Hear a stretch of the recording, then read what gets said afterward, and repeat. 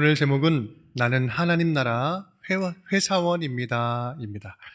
우리 중에 회사 다니시는 분들 얼마나 되실까요? 회사원입니다 라고 하면 대부분의 많은 성도님들이 나는 회사 안 다니는데요, 오늘 말씀 나하고 별로 상관이 없을 것 같은데요 라고 말할지 모르겠습니다. 그럼에도 회사원이라고 이름을 붙인 것은 대부분 우리는 함께 일하는 일터에 소속되어서 일을 하고 있기 때문에 그렇습니다. 오늘 말하는 회사는요, 우리가 일하는 여러 일터를 통칭하는 개념이다 라고 보시면 될 것 같아요. 함께 일하고 함께 이익을 창출하여서 그 이익을 나누어 갖는 것이 함께 일하는 일반적인 직장, 회사의 기본적인 구조라고 할 수 있습니다. 물론 직장 생활하는 목적이 전적으로 돈을 벌기 위한 것만은 아니기도 하지만요, 개인적인 유익이 없음에도 공공의 이익을 위해서 헌신하시는 분들도 계시고 사명감을 가지고 일하시는 분들도 있기 때문이죠. 다만 중요한 점은 이익 창출이든지 가치 창출이든지 누군가와 함께 일하는 현장은요, 각자의 입장과 위치에 따라서 모두가 다 내 마음 같지 않다라는 사실이에요. 다양한 생각들과 가치관, 다양한 생활 방식과 각자 다른 목표를 가지고 일을 하다 보니 문제는 함께 일하는 것이 정말 쉽지 않다라는 사실입니다. 혼자 있으면 신경 쓰지 않아도 될 일을 함께 하니까 힘든 거예요. 함께 하니까 고통스러운 일이 생기는 거죠. 직장에서 함께 일하다 보면 하루에도 수십 번은 목구멍까지 욕이 나왔다가 들어갔다 나갔다 들어갔다, 하루에도 수십 번은 내 인간성의 한계를 경험하고는 하죠. 정직하게 제대로 살아보려고 하면 100% 손해보고, 무시당하지 않으려고 하면 말과 행동을 좀 더 전투력을 가져야 돼요. 그러기 위해서는 인간관계에 있어서 사랑, 섬김, 희생 따위는 사치처럼 여겨집니다. 최대한 감정에 얽매이지 않도록 조심해야 한다라고 이야기를 하죠. 그런 면에서 각자 일하고 있는 이 직장 생활, 직장이라는 곳이 가장 치열한 전쟁터가 아니겠는가 생각을 해봅니다. 어쩌면 이 교회라는 곳도 그런 일반적인 사회의 특징을 어느 정도 또 함께 갖고 있어요. 그런데 이러한 문제가 심각한 이유는 그러한 세상에서 하나님의 자녀답게 살아내기가 힘든다는 게 문제죠. 정직하면 손해보고 정의로우면 왕따 당해요. 말씀대로 살면 무시당하고 남들보다 더 헌신하면 이용당해요. 열심히 하면 할수록 밑빠진 독에 물 붓는 것처럼 절망과 좌절감이 앞을 가려요.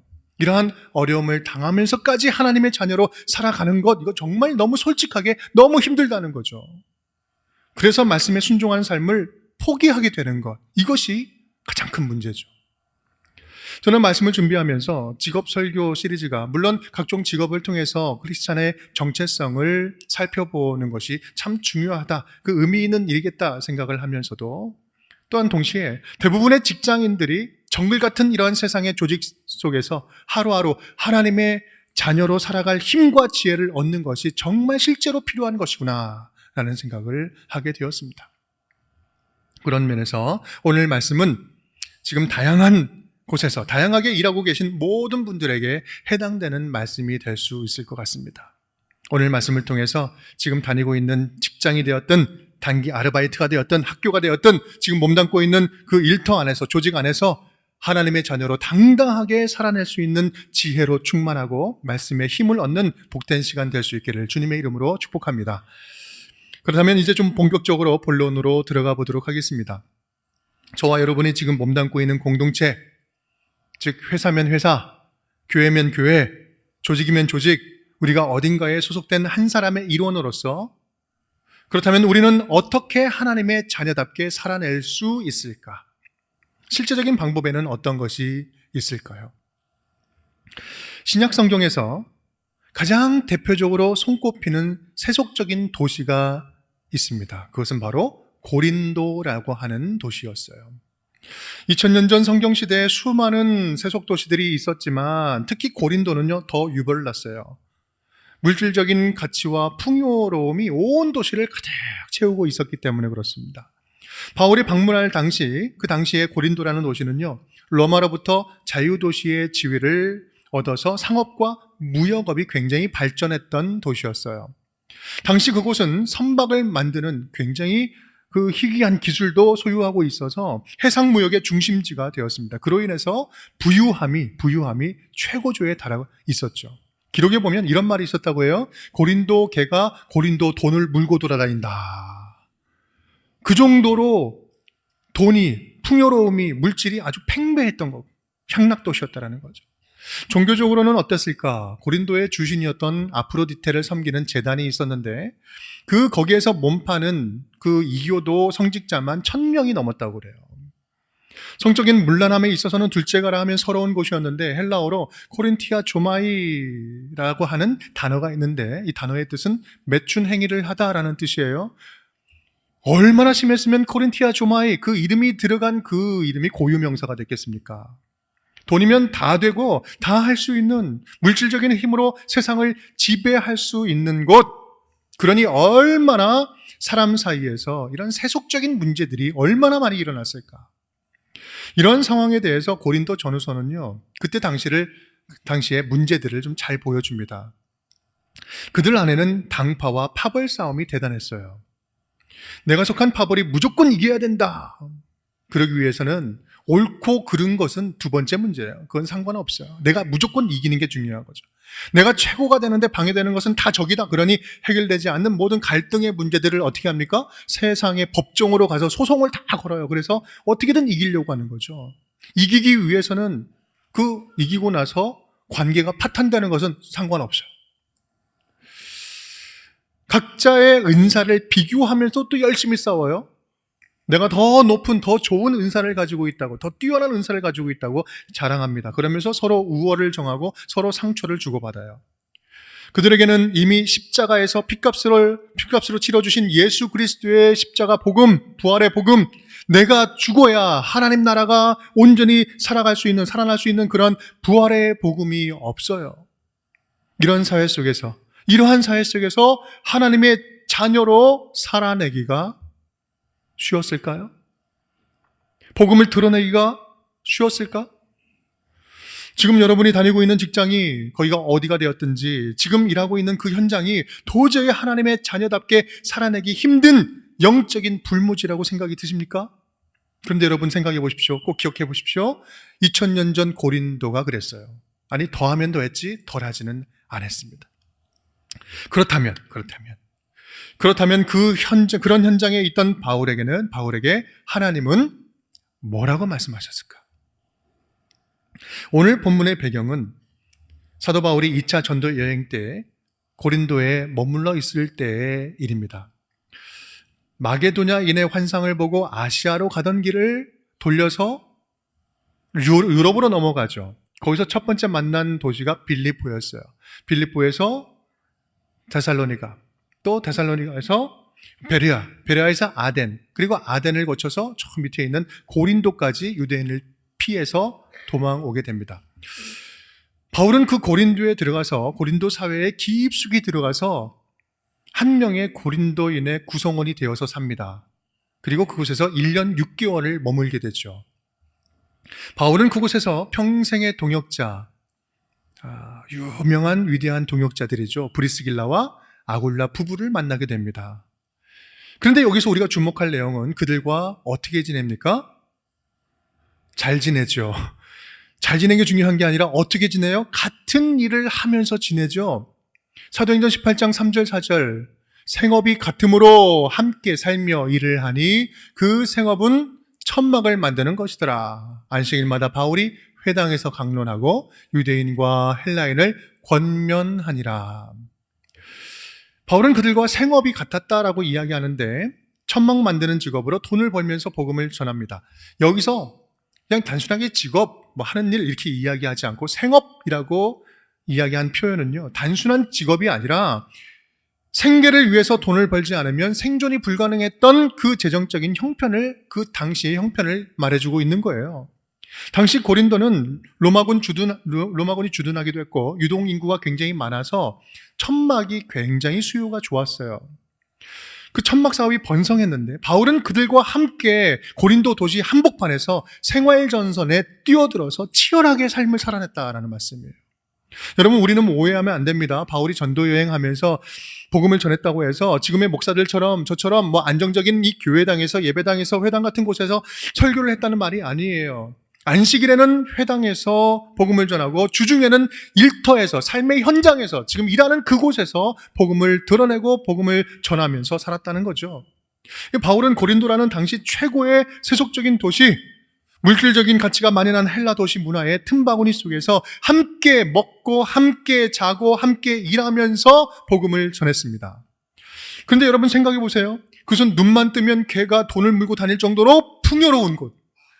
예수가 필요 없어요. 복음이 필요 없어요. 없어도 그냥 잘 살아가는 거예요. 물질 만능주의와 성적인 유혹, 세속적인 가치관과 인간관계가 거미줄처럼 얽힌 그곳에서 성경대로 살기 쉬웠을까? 주님 주신 말씀을 실천하면서 살기가 쉬웠을까요? 나는 평신도니까 못할 것 같지만 그래도 바울은 주의 종이니까, 목사님은 주의 종이니까 해야 되는 거 아닙니까? 여러분 그런 생각 드십니까? 아니요. 바울에게도 하루하루가 전쟁 같은 날이었을 거예요. 어쩌면 바울도 고린도에서 심신이 지쳤는지 몰라요. 오늘 말씀의 그 본문의 뉘앙스를 보면요, 고린도 도시의 이 세속주의에 바울도 다소 좀 침체되었던 것 같아요. 한번 읽어볼까요? 5절 말씀 함께 읽어보겠습니다. 신라와 디모데가 마게도냐로부터 내려오매 바울이 하나님의 말씀에 붙잡혀 유대인들에게 예수는 그리스도라 밝히 증언하니. 아멘. 바울은 마게도냐에서 그 마게도냐인의 데살로니가 교회 성도들이 잘 자라고 있는지 사람을 파견했었죠. 신라와 디모데가 그 소식을 듣고 옵니다. 동역자들이 내려오니까 그때까지와는 다르게 다시 힘을 냅니다. 하나님의 말씀에 사로잡혀서 예수 그리스도가 그리스도다 밝히 증거를 하죠. 다시 영적인 기운을 내는 모습이에요. 예수 그리스도의 진리를 따라 살아가는 것만이 이 세상 살아가는 해법이다. 예수 그리스도의 십자가 부활의 복음만이 해답이다. 사람들을 만나는 아고라 광장에서, 회당에서, 사람들이 모인 곳에서 당당하게 예수 그리스도의 복음을 다시 선명하게 드러내기 시작합니다. 말씀대로 살아내는 것이 당장은 무시당하고 멸시천대받고 재정적으로도 손해보고 육체적으로 또 고통스러울지라도 말씀대로 살아가는 자가 반드시 승리한다. 그렇게 사도 바울은 당당하게 복음을 드러내죠. 여러분 그렇습니다. 주변 환경에 압도되던 바울이 다시 주변 상황을 압도해 나가기 시작합니다. 특히 유대인들을 향해서도 더 이상 뒷걸음치지 않고 선포해요. 우리 6절 말씀 함께 읽어볼까요? 그들이 대적하여 비방하거늘 바울이 옷을 털면서 이르되 너희 피가 너희 머리로 돌아갈 것이요 나는 깨끗하니라. 이후에는 이방인에게로 가리라 하고. 아멘. 너희는 착각하지 말아라 유대인들아. 너희가 복음을 받아들이지 않는다 하더라도 진리의 복음을 기다리고 있는 사람들은 넘쳐나고 있다. 너희가 아니어도 하나님의 택하신 백성들은 지금도 복음을 간절하게 기다리고 있다. 나는 그들에게 갈 것이다.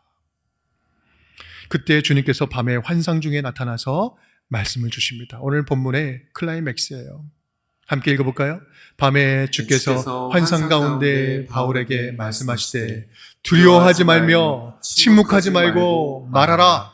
내가 너와 함께 있음에 어떤 사람도 너를 대적하여 해롭게 할 자가 없을 것이니 이는 이 성중에 내 백성이 많음이라 하시더라. 아멘. 아멘. 여러분 이 말씀은요 놀라운 말씀입니다.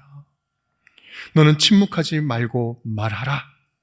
이 말은요 너는 멈추지 말고 하나님의 자녀답게 살아내라. 너는 믿음을 감추지 말고 너의 안에 있는 믿음을 보여주면서 살아가라. 너는 포기하지 말고 내게 담아주신 부활의 복음을 당당히 주변에 드러내라. 하나님을 알지 못하는 자들이 득세하고 부당함이 상식처럼 자행되고 이기적인 욕심들로 분쟁이 가득한 세상적인 일터 속에서, 일터 그 현장에서 물론 하나님의 자녀답게 말씀대로 살려고 하면 100% 손해보고 무시당할 테지만 그럼에도 불구하고 너는 침묵하지 말고 진리를 말하고 너의 믿음을 드러내라. 내 안에 살아계신 예수 그리스도의 모습을 믿지 않는 자들에게 보여줘라. 여러분, 주님이 환상 중에 나타나서 이렇게 다시 강조하여서 말씀을 주시는 이유가 무엇일까요? 10절 말씀 함께 읽겠습니다. 내가 너와 함께 있음에 어떤 사람도 너를 대적하여 해롭게 할 자가 없을 것이니 이는 이 성중에 내 백성이 많음이라 하시더라. 내가 너와 함께 하겠다. 함께 있음에 어떤 사람도 너를 해하지 못하도록 해주겠다. 지금도 이전에도 앞으로도 영원히 함께 하시는 약속. 뭐예요? 임마누엘. 이것처럼 위대한 약속이 어디 있습니까? 너무나 일반적으로 많이 들으니 우리가 상식처럼 실감하며 못 살지만 함께 하겠다라는 약속. 길과 진리와 생명이 되시는 예수 그리스도가 우리와 함께 하신다면 우리가 무엇이 두렵겠습니까? 네가 직장에서 경험하는 부당함, 네 억울함, 네가 느끼는 만큼 나도 느끼고 있고 네가 아파하는 만큼 나도 아파하면서 함께 하고 있으니 걱정하지 말아라. 내가 다 알고 있다. 너를 해할 자가 없도록 내가 반드시 일할 것이다. 내가 반드시 일할 것이다. 내가 반드시 일할 것이다. 그렇다면 어떻게 일하신다는 말씀일까요? 오늘 말씀의 핵심 중에 핵심입니다. 우리 말씀을 읽는데 밑줄 친 부분은 좀 큰 소리로 읽어보겠습니다. 내가 너와 함께 있음에 어떤 사람도 너를 대적하여 해롭게 할 자가 없을 것이니 이는 이 성중에 내 백성이 많음이라 하시더라. 아멘. 아멘. 네 주변에 내 백성이 많도다. 내 백성이 많이 있다. 내 눈에는 아무도 없는 것 같지만, 아무도 보지 못하고 있지만 내 눈에는 보인다. 너 있는 그곳에 나의 택한 백성, 너와 같은 백성들이 많이 있다. 너는 혼자가 아니다. 너는 혼자가 아니다. 진리를 흠모하고 말씀을 기대하고 복음의 능력을 믿는 나의 백성들을 통해서 그 일터 현장에서도 하나님의 자녀답게 살 수 있도록 내가 도와주겠다. 그러니 말씀대로 살기를 포기하지 말고 너희의 믿음을 서로 연결시켜라. 서로 연결시켜라. 네가 일하는 그곳에서 믿는 자들이 모여서 함께 연대해라 라는 거예요. 사랑하는 여러분, 우리가 아무리 외로워도 신앙을 지키며 살다가 지쳐도 아무도 알아주지 않아도 내 주변에 나처럼 믿음으로 살려고 몸부림치는 그 한 사람을 만난다면 여러분, 그것처럼 반가운 게 어디 있겠습니까? 서로가 서로에게 얼마나 큰 힘이 되겠습니까? 우리가 말씀대로 살기를 포기하지 않고 살아내야 할 이유가 바로 그거 아니겠어요? 우리 주변에는요, 하나님의 자녀답게 살려고 마음먹고 그렇게 살아보다가 지친 백성들이 참 많이 있습니다. 지금 우리가 그럴 수도 있고요. 해보려고 하다가 지쳐서 침묵하고 계신 분들도 계시고 또 포기하고 계신 분들도 계세요. 그런데 하나님의 눈에는 뭐라고요? 다 보인다. 다 보인다. 드러나지 않는 내 백성이 많도다. 지쳐있는 내 백성이 많도다. 기다리고 있는 백성들이 많도다.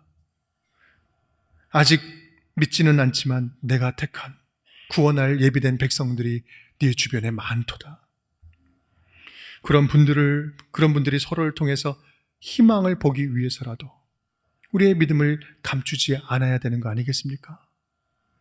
장차 하나님의 백성이 될 수 있는 사람들도 우리 주변에 많이 있다는 거죠. 그들의 믿음을 위해서라도 하나님의 자녀다운 모습, 말씀대로 살아가는 본보기가 되는 삶을 포기하지 말자라는 말씀입니다. 그래야 작은 힘들이다 할지라도 함께 모을 수 있기 때문에 그렇습니다. 에베소서 6장 12절은 이렇게 이야기합니다. 우리의 씨름은 혈과 육을 상대하는 것이 아니요 통치자들과 권세들과 이 어둠의 세상 주관자들과 하늘에 있는 악한 영들을 상대함이라. 우리가 상대하는 것은 눈에 보이는 사람이 아니라 악한 영들이다라고 이야기를 하는 거죠. 이 말씀을 보면 우리와 영적인 전쟁을 하는 그런 대적들은 어둠의 주관자들, 악한 영들, 그들의 통치를 받고 움직이는 권세자들이라고 이야기해요. 그런데 그들은 우리를 넘어뜨리기 위해서, 하나님의 자녀들을 넘어뜨리기 위해서 어떻게 합니까? 적극적으로 힘을 합해서 연합한다라는 거예요. 여러분 생각해 보십시오. 우리의 마음을 무너뜨리는, 신앙을 무너뜨리게 하는 여러 환난들 하나가 오면 그냥 하나만 오지 않아요. 꼭 겹쳐서 오죠. 그래서 포기하게 만들죠. 우리가 홀로 내 혼자의 믿음으로 맞서서 싸우려고 하면 백전백패예요. 그렇기 때문에 우리도 힘을 모아야, 영적인 힘, 믿음의 힘을 모아야 한다는 말씀입니다. 우리는 우리의 믿음을 함께 연결시켜야 영적인 전쟁에서 승리할 수가 있는 겁니다. 전도서 4장 12절 말씀 우리 함께 큰 목소리를 읽겠습니다.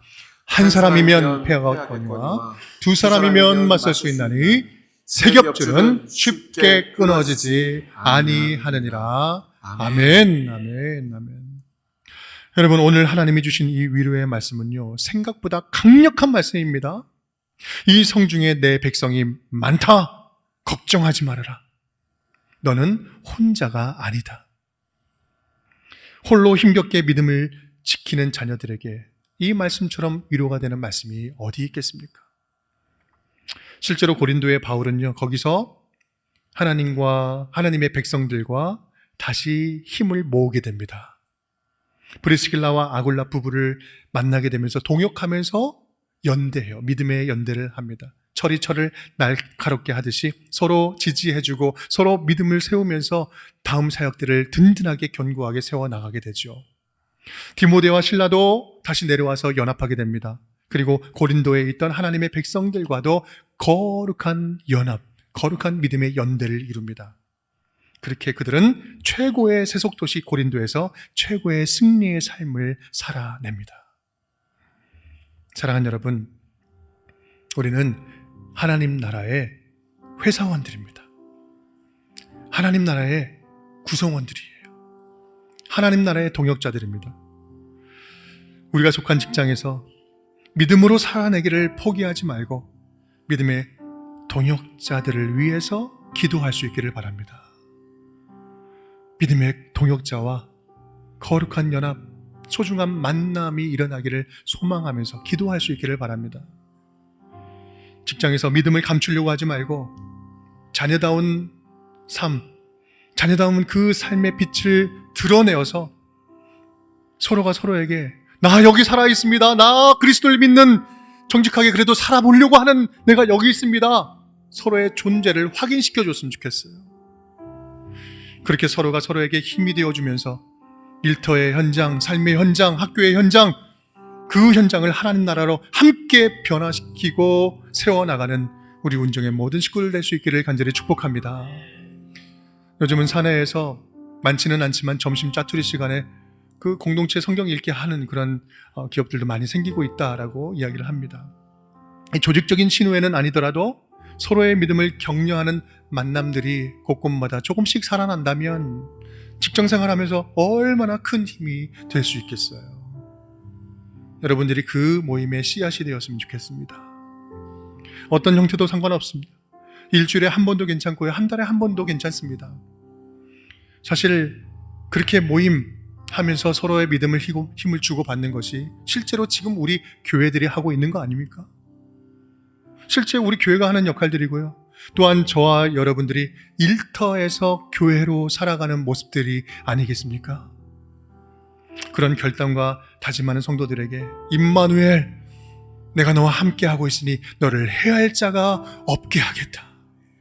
주님이 주시는 그 약속이 실제 능력이 될 줄 믿습니다. 그렇게 2000년 전 고린도와 같은 세상 한복판에서 믿음의 동역자들과 함께 하나님 나라를 당당하게 세워가는 우리 거룩한 운종교회 모든 식구들 될 수 있기를 주님의 이름으로 축복합니다.